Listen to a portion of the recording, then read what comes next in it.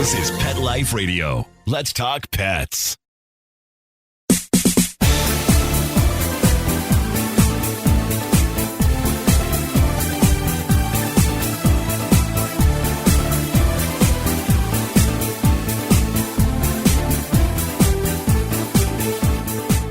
Welcome to Bark and Swagger on Pet Life Radio. I'm Jody Miller-Young, your host. 7.3 million. That's the approximate number of homeless dogs and cats in American shelters at any given time. Of that, approximately 250,000 are in Puerto Rico alone.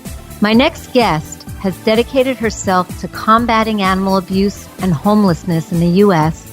with a focus on Puerto Rican strays that pass through their shelter system. She's doing all this through educating and entertaining our children.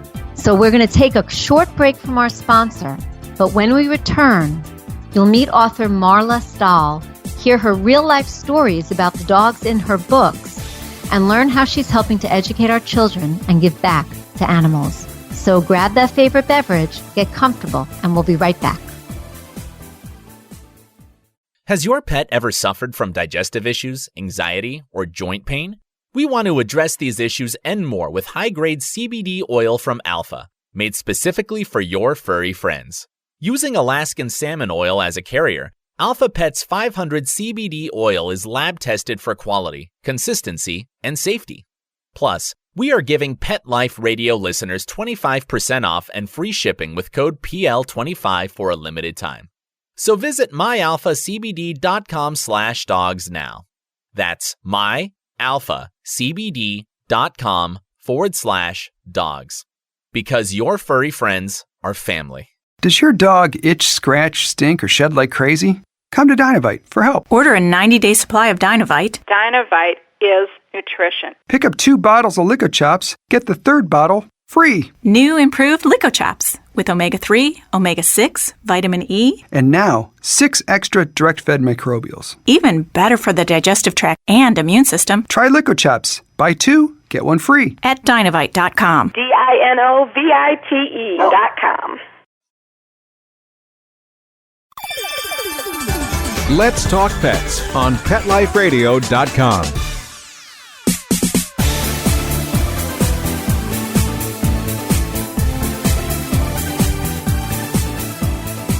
Welcome back. You're listening to Bark and Swagger on Pet Life Radio. I'm Jody Miller-Young. For those who are just joining, Marla Stahl is a children's book author with a mission to combat animal abuse and homelessness and educate our kids about the animals she loves. Her beloved Chihuahua Sugar started it all and got a book named after her to boot. Can Sugar come out and play? Lucy, Mason, and even Grandma Charlotte followed, all including teachable moments for youngsters. So let's meet Marla and discover more. Hey, Marla. Hi, Jody. Nice to meet you. Nice to meet you, too. Let's dive right in. What inspired you to start Woof Books, this publishing company behind your children's books? Like, was it a specific incident, an aha moment? It was a specific incident. I had adopted my dog Sugar, and I had her for a couple of weeks, and we were out in the yard, and she was running around, and I wanted to keep an eye on her. She's fairly new and likes to eat things. And so a neighbor had come over to chat over the fence, and she kind of disappeared, and I said, hold on a second, and all of a sudden I heard birds squawking, and I knew she was going after the birds. So I took her in the house, and she had actually gotten a bird, didn't harm it too badly, but she did actually get a hold of a bird. And I picked her up gently and put her in the house. And of course, she was a rescue dog, so I believe not treated very well from some of the responses she had to things. And so I had to be very gentle, of course. And the way you would maybe talk to a 3-year-old, you give them a loving but stern lecture, right? So I told her, we, as if she's listening and paying attention, I'm saying, well, you have to share our yard with everyone. It's your yard. It's your new yard. It's your new home. It will always be yours, but you have to share with everybody, all the animals, even the birds. I'm talking to her and she's looking at me like, sure, mommy. And so I was telling a friend about it because every day for about 6 days or so, I would open the patio door curtains to get ready to let her out in the morning. and there would be different kind of creature looking in the window at us or sitting on the ledge of the stairs. It was just very strange. One day there was a squirrel literally pawing at the window, trying to look in and come in. We had cicadas and bunnies and frogs and all kinds of things. And so I was telling a friend about it. And I said, it's really strange. I think they're trying to thank me for keeping her in the house. And we laughed. And I said, well, maybe that, or they want her to come out and play. And so I thought, oh, that would make a great children's book. And that's how it all began. Oh, wow. I'm smiling because I think there are a lot of us that are part of this tribe of talking to our dogs like they're toddlers. Believe me. Of course. And quite honestly, I think that if we use the same words and keep it short over and over again, they eventually learn to understand exactly what it is that we're telling them. They do. But this is all the book. The book, Can Sugar Come Out to Play, is all about this very story that you're telling. And it's really, really charming. Thank you. So what are the age ranges of the children that you write for? I just kind of write from the heart, and I don't really target a specific age range, except for the one book, Can Sugar Goes to the Dentist, because I really wanted little ones who maybe haven't had their first dentist appointment yet not to be scared. So that was the only one really targeted for really little kids.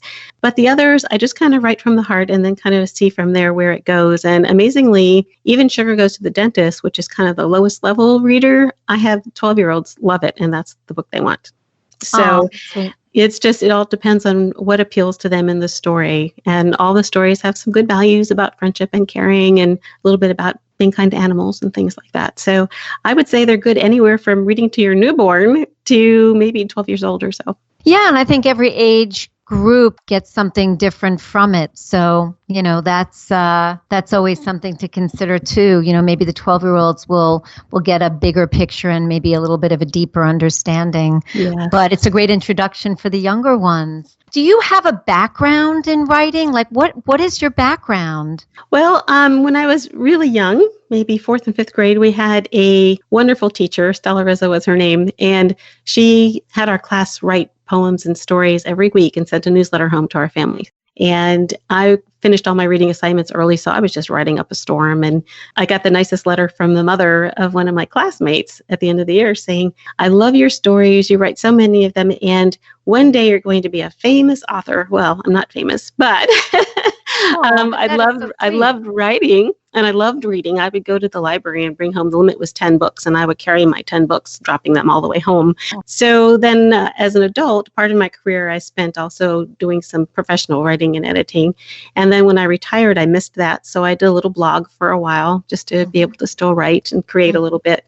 And then this opportunity came up with the children's books, and I kept getting new ideas and wanting to write new stories about different dogs or different people. And that's kind of how it happened. And it's lovely because there are many writers who write about shelter pets, rescued pets, the shelter system, but there aren't a lot of writers who write about adopting and rescue for little kids. And so it's really nice because we know that we're shaping the next generation, and there's so much cruelty to animals in the world. Yes. That it's that generation, the next one, that needs to understand how to be with animals and how they are sentient beings just like us. Yes. And they feel just like us. So They it's so important what you're doing. Yeah. Sometimes I go to schools and I read the stories to the kids, and we just, unless the teachers have a specific curriculum or a specific thing they want me to talk about, we just kind of free flow the conversation. Mm-hmm. And sometimes kids will say things and I'll be like, ooh, well, here's another way you might handle that, trying to teach them that there's a kinder way to deal with your pet, and maybe they can take that home and say, oh, at school we learned this today, share that with their family, just trying to plant a seed in there for a little extra kindness. Right, because we know that, these perceptions come from the parents, generally come from the parents. So yes, sometimes the kids can teach the parents too. So Lucy, the amazing wonder dog. Yes. Based on your poodle, right? Your poodle mix, Lucy? Yes. Tell us about this story. Well, everything in the story is true. She was a character, and she played all kinds of silly games, and she was just a fun-loving dog. And I always wanted to do something for her, and decided after I wrote my sugar book that I was going to write a book for Lucy. So a lot of the stuff in there is really true. It's things that she did, but a lot of it, of course, is manufactured. So, for example, She types on the computer and she plays the piano. I know. And she has her own TV shows. So if you watch HGTV, you'll appreciate there's House Hunters. Well, she has a show called Mouse Hunters. And if you like the Food Channel, the Food Network, she has the Dog Food Network. And instead of diners, popular, drive-ins, I imagine. yes, yeah, of course. Yes. And instead of diners, drive-ins, and dives, it's cookies, chewy bones, and fries. Oh, So a little bit of humor for the parents reading as well. But it's really, I think, kind of teaching kids how to use your imagination, because we have all these things like, she's protecting the family from danger and she's, looking out the window at the mailman, or she climbs the highest mountains and she's on a pile of blankets on the couch, So why is that funny? So kind of giving them some critical thinking skills. So that's just more kind of a fun little romp in that one. Very cool. Very cool. I particularly enjoyed Grandma Charlotte and her friend Shirley. And there was a ton of teachable moments in there too. Tell everybody about this friendship and how two very different people could be such good friends, and about the kinds of adventures that Grandma Charlotte experienced. Okay, great. Now, this is one that probably is mostly for older kids because there's an educational piece in the back as well. Yes. But Grandma Shirley is my mom. And Grandma Charlotte was Grandma Charlotte was one of her dearest friends. And they met actually in an exercise class in New Jersey. And I'm not going to give too much away about the book because there's a funny way with how they met each other to go have coffee together. So I'm not going to give that away. Okay. But I won't tell either. Okay. But they became very good friends, even though they were very, very different. And I think that's an important lesson for kids as well. So for my mom, Grandma Shirley, her wild adventures would be, watching the Weather Channel. She was addicted to the Weather Channel. And when she was in her 70s, she took Italian lessons, and things like that. So hers were very intellectual adventures. Charlotte also was very intellectual. She did a lot in her community when she lived in New Jersey, and she gave presentations at Princeton University. But she was a teacher for many years, and she was a master gardener, and she did some things, talking about that at Princeton. But she really felt like her life didn't have the kind of meaning that it had when she was a teacher, and her kids were grown and everything. So she decided to start volunteering all around the world, different organizations. The first one I think is called Global Volunteer. She did a lot of work there, and she did this, almost into her 80s, probably into her mid 80s. And when she was 76 years old, she went hot air ballooning over the Serengeti. God bless her. Yes, she would come back with pictures of herself. She was maybe 90 pounds soaking wet, tiny little lady, pictures of her sitting on a gigantic Galapagos sea turtle, on the Galapagos Islets. And then she would go to Princeton and do these talks and everything. And yet she just remained so humble, but she just loved these adventures. And ultimately she moved to be closer to her daughter. And she and my mom would still talk for like an hour on the telephone. And then I would come home from work and my mom would call me and regale me with these stories for another hour, So I knew all the stories. But she was just an amazing person. She literally went all over the world. I mean, everywhere. I remember her going to Zimbabwe and collecting old clothes and jackets and shoes that my kids had to give to kids there. She went to Vietnam and India. She went to Romania to rock babies for 7 hours a day. Oh my God. It's incredible. Just this wonderful, fun little lady, and humble as can be, just humble as can be. So what kind of lessons do you pull out of that for the kids, questions to get to get them thinking? Well, in the back of the book, I do have a section that has them, I ask questions like, where would you find Romania on a map? Or what kind of animals would you find in the Serengeti? So there's a little bit of that. But the one that I really think is most important is, what can you do that's meaningful in the world? And who can help you achieve that? Because I'm thinking these kids, 9, 10, 11, 12 years old, might be starting to think a little bit about how they can do something that makes a difference in the world.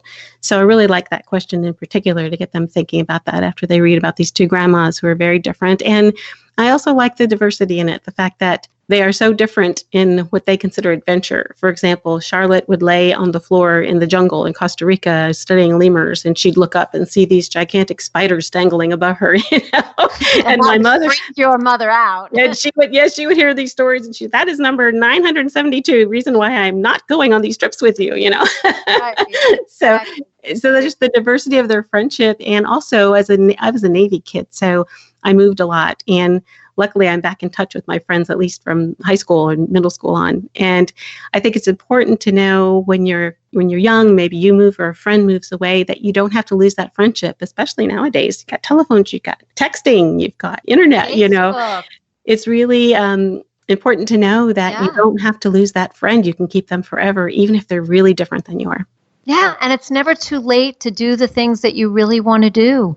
You know, if Grandma Charlotte could do it, you can We do all it can. too. Absolutely. Exactly. Absolutely. I want to jump over now to Puerto Rico. Yes. And Mason, the Abassa dog.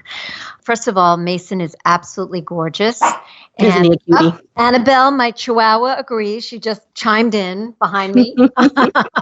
You have a Chihuahua too. That's great. I have 2 Chihuahuas, a father and a daughter, and then 2 other dogs as well. Nice. One of them a black dog. Ah. Yes. Yes. Just like Sugar. Yes, exactly. Which we know are harder to adopt out. So, which I don't know why, because she is my 3rd black dog, and they are the best dogs I've ever had. And I've loved all my dogs, but they're the best.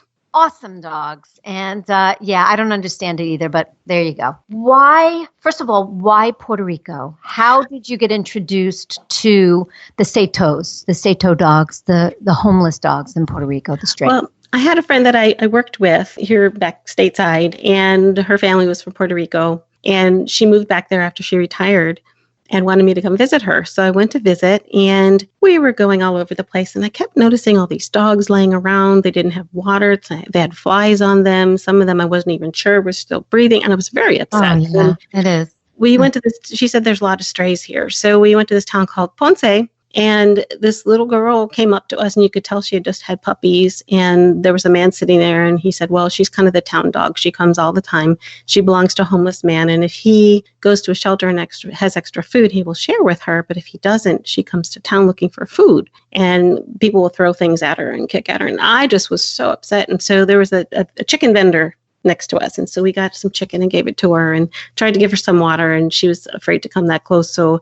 she actually started drinking water in a puddle on the street. And I was just, my heart just broke. Didn't know where her puppies were. I was just a mess. And so we went to dinner and we got some pizza or something. The tears were in my cheese on my pizza. I do. And when I came back, I just said, I have to do something. I said, I love Puerto Rico, the people, the food, they make you feel like your family. It's fantastic. But the stray animal thing is just killing me. So I went online to see what I could do. And while I was exploring, I found this rescue called Second Chance Animal Rescue in Villalba, which is near Ponce. It's up in the mountains. And I contacted them and I said, I'd like to start sponsoring you. So I started sending them money and everything, and then decided to tell them about my book. The first book I had was, the Sugar Going Out to Play book, and said, I'd like to start sending you money from part of my proceeds for that. So I started to support them that way. Mm-hmm. And got to know, I've never actually met her in person, but got to know online Bonnie, who's Bonnie Lucas, who is the owner and founder of this wonderful place. She's been there almost 20 years. And she said one day, she says, why don't you write a book about my dog, Mason? And so, well, tell me about him. Well, he's in a doggy wheelchair. He's just a doggy wheelchair. And she was thinking like Perry Mason or something like that. But I think you have to be a certain age to know who Perry Mason was. That show. I remember Perry Mason, right? Show. Right. But I think younger kids aren't going to know who that is. So I said, well, tell me more about him. And she said, well, he's kind of like an ambassador. The new dogs come in and he goes over and he sniffs them and shows them around. And I said, oh, an ambassador, but he's a dog. You mean an ambassador dog? She said, yeah. So that's how he got the name. But I really didn't know enough about him. Well, a couple of years later, I went back to Puerto Rico to visit the same friend and decided I would go up and visit Mason. And brought a camera and one of her cousins, and we went up there. Unfortunately, Bonnie wasn't there, but this wonderful person, one of her most treasured volunteers, Janine, was there and met us and took us up this mountain and took us and showed every single dog in the entire sanctuary. We saw everything, and she was just wonderful. And so we were there several hours, and I was apologizing to them, thinking I was keeping them too long. They didn't want to leave. They were loving it so much. And we took lots of pictures, all the puppies, all the older dogs. There are some tripods, dogs that have had amputations and things. Bonnie can't even go to the grocery store without finding another dog. There are dogs everywhere, and she'll ship a shipment of dogs to San Juan to come back here stateside to a couple of affiliate rescues. And on the way back, she'll find another dog, or another dog will find her, or people will just put them on her doorstep knowing she's going to take care of them. In fact, just yesterday, she rescued another dog. She was out driving around and she saw this dog and ended up bringing a little cage back with some food, and the dog went in the cage and took it back, and the fur was matted and everything, and she's getting them all cleaned up, and they check them out with the vet and get all the shots, get them all healthy, surgeries if they need them, whatever, and then try to get them adopted out. So she's just an angel, just an absolute angel. She and her volunteers and her staff just these beautiful, wonderful people with very big hearts. Bonnie has probably always about 120 to 150 dogs in her care. And the most poignant time was during the hurricane last year. She was there by herself on the mountain with 150 animals. Nobody could reach her because the mountain roads were impassable. And she was up there. Her volunteers had gone home. Her staff had gone home. And luckily, she had a generator and she had a rain garden. And she had, knowing that the hurricane was coming, she had gone out and bought a whole bunch of food and water, thinking it would be just a week or so, right? Then, of course, we all know what happened. Yeah. And so we were so concerned about her, we actually chartered a helicopter and went to check on her and airdropped some food and water and things to her until people can get to help her. But just an angel. I mean, she just keeps going. And unfortunately, part of her, one of the yards that she lets the dogs run around in, the fence was damaged. And so she couldn't let them out there. And so she spent most of her days just rotating, 10, 15, 20 dogs at a time in the one yard that she had that was open. Oh my God. And how she did it and wasn't totally exhausted is just beyond me. She is just a total angel. And it seems like a couple times a week we see a post from her. Well, found another one, and, just amazing. There's anywhere between 100 and 300,000 stray dogs on the island of Puerto Rico. And it got worse, of course, after Hurricane Maria. People couldn't stay and couldn't take their dogs. And so she's just this angel. And I know there are others as well, but Bonnie in particular has my heart. She and her volunteers, she and Janine and all of her staff. In fact, they and Mason were featured on the Animal Planet on December 2nd, 2018. Oh, really? Yes, there's a lady who also does great work in Washington State. Her name is Amanda Geist, and she had a show called Amanda to the Rescue. It lasted for one season this past fall and winter. And her mission is to take dogs that are kind of unadoptable because maybe they don't have an eye or they had a leg amputated or some sort of medical issue. And she rehabilitates them and finds homes for them. And so she heard about Bonnie and the work that's being done down there and went down there and filmed one of the episodes with Bonnie. They were out, finding other dogs to take back. And she got to meet Mason. Mason's on there. So Mason's a superstar. Yeah. And so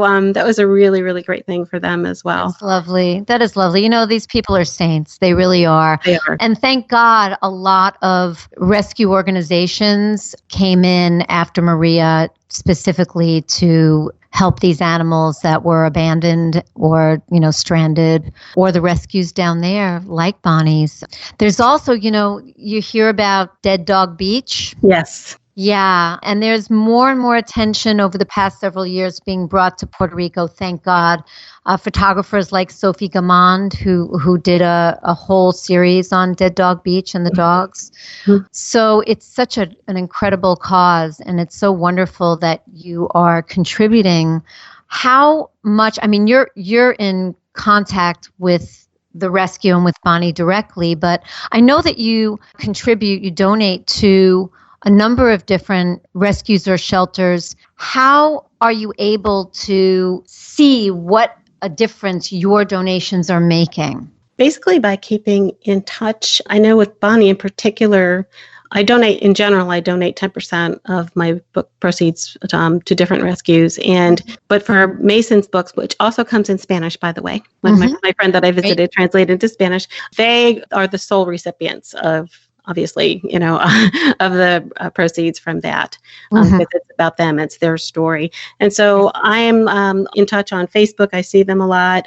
People that I've gotten to know and be friends with through social media. And so I get to talk to them. I get to see the pictures of the dogs as they get adopted. In fact, for Bonnie's, two of the dogs in the Mason book have been adopted out. And I asked for their address so I can send them a book and say, hey, you're superstars on page 17. And then the families have sent me pictures. Oh, here's Nichols at the dog park. Nichols is a dog that adopted me when I went there, and I almost took him home if Sugar didn't have to be an only dog.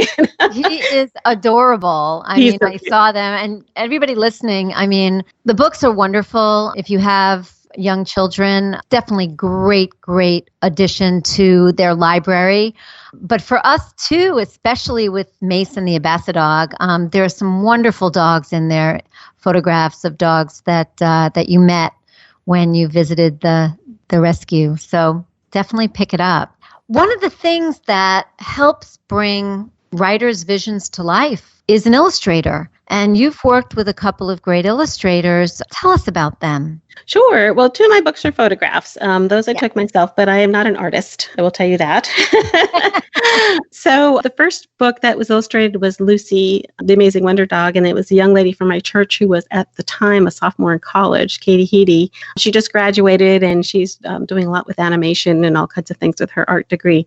But she was the first one to do the Lucy book. And then her brother, who's also multi-talented, Chris, did the Can Sugar Goes to the Dentist. Can Sugar Go to the Dentist? Sugar Goes to the Dentist. I'm sure I'm confusing my own books here.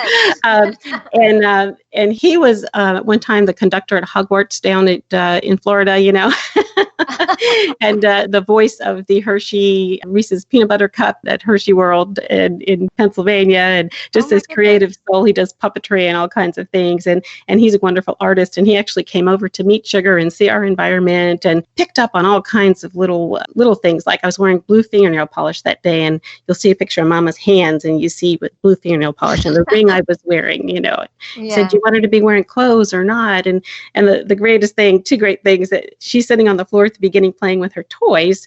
And the toys, if you look at them, they are the characters from the Can Sugar Go Out to Play book. Oh, wow. Okay. And then about 3 months after the book came out, I noticed that for the Sugar Goes to the Dentist book, it's really supposed to be my dental hygienist, and my real dental hygienist. And she's wearing tooth earrings. I didn't notice it at first. And I thought, oh my gosh, that's great. So I actually went on Etsy and bought her a pair of tooth earrings so she could wear them. That's great. But one of the pages in that book was, you know, when you go, they always give you a little bag with a toothbrush and brush and all that. Well, of course, Sugar had to have her little bag. And so I said, well, you know, there's always a superhero on the handle of, you know, children's toothbrushes, right? Yeah. So I contacted Katie. I said, could you do this one page in this book that Chris is doing for me? So you could put Lucy, the Amazing Wonder Dog, as a superhero on the handle of the toothbrush. And so she contributed that page. Very cute. Very, very cute. And then for the Grandma Charlotte book, there's a wonderful artist named Haley Weiss. And I found her online on a professional organization that we belong to. And I looked through all the pictures from all the different artists, and hers just really spoke to me because of the colors, bright colors, the cute little faces that she draws and everything. And so luckily she was available, and she was able to bring that story to life. So it's and Haley she Weiss. so did. I think she was perfect for this book, for this story, because it's whimsical, but happy too. It's like, it just makes you smile. So I am going to take a total left turn now. Okay. No pun intended, but how did you come to be a tour guide at a Major League Baseball stadium? And you already told me you're not telling us who it is, so I can't ask it, but how did this happen? I, at a certain point in my career, my regular professional career, I kind of wanted to leave. You know how sometimes you get stale at your job. And I was looking around at anything that brought me joy, because it was a very serious job. And anything that brought me joy, I was like, oh, I can do this. I can do this. Like the duck tours, you know, and with people wearing the crazy hats and driving the amphibious things around. I don't know if you've heard of those tours. Yes. You know, oh, I could be a duck tour driver, you know.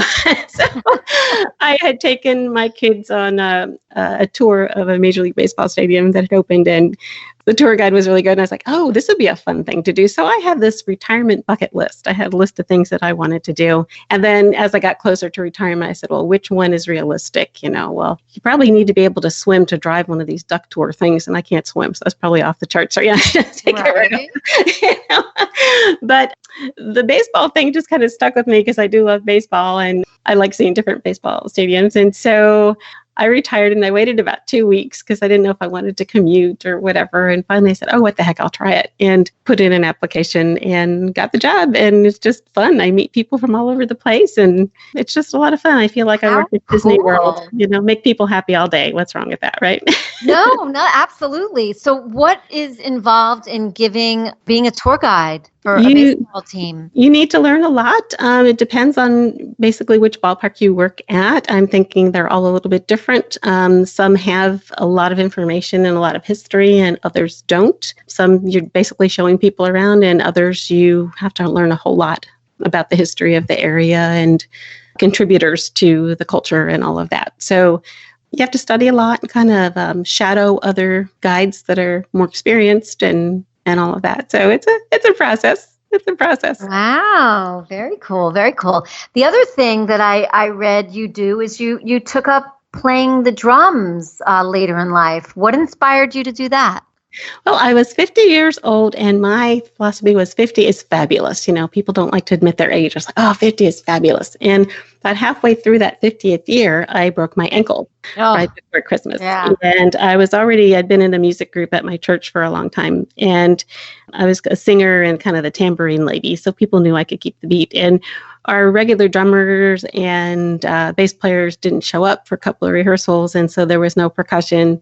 And somebody said, hey, Marla, you have rhythm. You should learn how to play the drums. Well, it was my right foot that I broke. And so one of the exercises that we had to do to just get that range of motion back was to point and flex your foot. And I was finally able to drive. I could put enough pressure on to drive home. And I'm thinking, oh, my goodness, boy, this would be great exercise, pointing and flexion. You got to hit that bass drum really hard. And I thought about it. Maybe he has something there. So I called the local music shop where my son had taken drum lessons. And I said, do you have an age limit on who you can train? And I think they thought I meant little ones. They said, well, as long as the little one's feet can hit the floor and hit the drum pedal. And I laughed. I said, okay, thank you. Sign me up. So I got signed up, and I went there the first night, and I said, I'm here for my lesson. And they had a substitute teacher there the first night because my teacher was doing a gig somewhere, and young guy. And he's looking around me for a little kid, a little boy in particular. Like, no, that's me. And he could not even speak. He was just so floored that this gray-haired lady was here trying to learn the drums. It was pretty funny. Oh, that's how you're loving it. You're loving it. You're loving it? I did. I finally stepped out of the music ministry about a year and a half ago. I'd been in it for over 30 years and been drumming for about 11, and stepped out for a while, and then realized I kind of missed doing music. So just about a month or two ago, I started taking steel drum lessons, and I'm having a ball. I'm having so much fun. Oh, wow. So now you're going to have to go to a destination known for steel drums and maybe sit in. Maybe. I don't know. Or maybe locally. You never know. We actually have a lot of local high school steel drum bands, and I go to hear them as often as I can. They're wonderful, yeah. Oh, wow. I didn't realize that. Mm-hmm. Very cool. Thanks. So we have to unfortunately wrap up, but where can people find your books, Marla? They are currently on Amazon. They're not called Wolf Books. They're under my name, Marla Stahl, Stahl. Or you could look at my website. It's www.woofbooks.com. That's woof like a dog says woof, WOOF, woofbooks.com. And there are links there that you can click, and it'll take you right to the website on Amazon, and you can order that way. And what about social? I am on social media. I do have a website called Wolf Books, and it started out to be a business page, but I ended up also posting a lot of really cute animal things. So if you like animals, it's very family friendly. Every now and then you'll see something about my books, but a lot of fun, videos or memes or whatever about dogs, cats, giraffes, squirrels, whatever. It's just very animal friendly and family friendly.